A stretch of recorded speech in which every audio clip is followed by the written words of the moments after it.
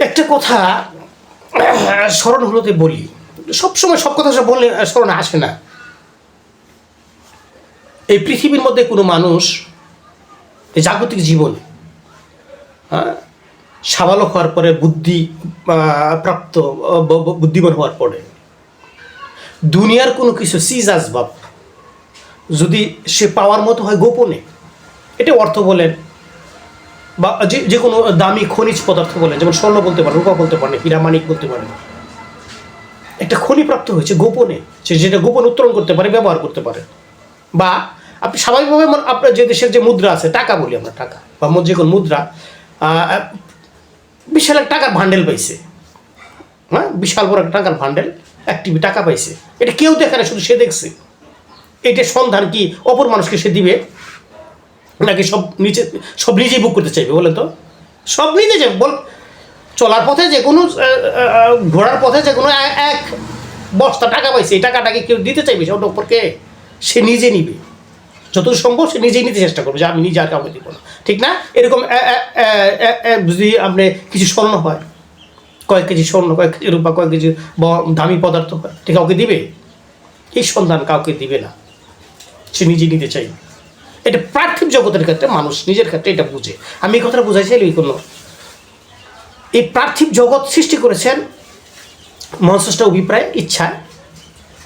এর ভিতর বাইরে কি রহস্য আছে এটা মহাস্রষ্টা ভালো জানে, এটা আমরা জানি না। কিন্তু দেখুন, পার্থিব জগতের কোনো লাভবান হওয়া যায় এমন কোনো বস্তু সিজ আসবাব যদি মানুষ পায় গোপনে একা নেওয়ার মতো, সে একা নেই, কাউকে সে ভাগ দিতে চায় না। ও মিয়া, মানুষের ইজ্জত সম্মান অর্জন করতে হয়, এই ইজ্জত সম্মানও তো মানুষকে ভাগ দিতে চায় না, নিজে সম্মানী হতে চায়, নিজে ইজ্জতদারি হতে চায়। বিষয়টা এরকম না, এটা কাউকে দিতে চায় না। কিন্তু মহান স্রষ্টা একটা ব্যবস্থা করেছে, কত সুন্দর দেখুন। এই পৃথিবীর জীবন ক্ষণস্থায়ী, অস্থায়ী। এই পৃথিবীর জীবন খুবই অল্প সময়ের জিন্দিগি, অল্প দিন আমরা এখানে বাঁচতে পারি। দেখুন, আমাদের পূর্বপুরুষ থেকে খেয়াল করে সবাই টিকতে পারেন, থাকে নাই। কিন্তু এর চাইতে সবচেয়ে উত্তম জিন্দিগি হচ্ছে আখেরাত, পরকাল। এটা মহান স্রষ্টা বলেছেন। পৃথিবীটা ক্ষণস্থায়ী, এটা আখেরাতের তুলনায় খুবই অল্প, এবং মূল্যায়নের দিক দিয়ে খুব নিচু মানের মূল্যায়ন। সবচেয়ে মূল্যায়নের জায়গা হচ্ছে, দামি জায়গা হচ্ছে পরকাল, আখেরাত। এই আখেরাতের জিন্দিগি কে কিভাবে লাভবান হইতে পারবে, নিজে হবে।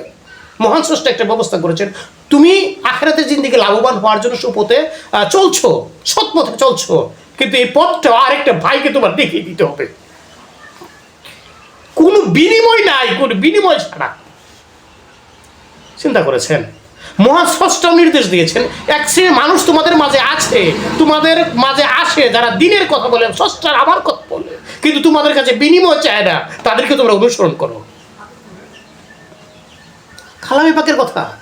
পরকাল সম্পর্কে এক শ্রেণীর মানুষ আছে, দাওয়াত দেয়, ভাই এটা করো, হ্যাঁ ভাই ওটা করে, এটা কর, বললাম না জান্নাত পাবে, মহান স্রষ্টা সন্তুষ্টি লাভ করতে পারবে, আসো মহান স্রষ্টা সন্তুষ্টি লাভ করার জন্য যা যা করার দরকার, এই পথে চলো, সেই পথে চলো, অনেক পথ বাতলাই দেখায় না? এটা হয় বিনিময়বিহীন।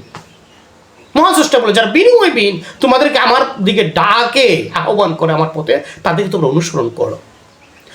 মহান স্রষ্টা দেখুন কোনো প্রকার বিনিময়বিহীন এত দামি জিনিসের সন্ধান দিয়েছেন তার দিলের মধ্যে ঢেলে, এটা অপর ভাইকে দিতে হবে। তোমার মধ্যে দিয়েছে, তুমি জানো, তুমি মানো, তুমি অপর ভাইকে মানাও। অপর ভাইকে এই মহামূল্যবান আখেরাতের জিন্দেগি কীভাবে সফল হইতে পারে তুমি হবে, আরেকজন কীভাবে হইতে হবে সেই ব্যবস্থা তোমার দায়িত্ব, এটা তো করো। শুধু কি তাই?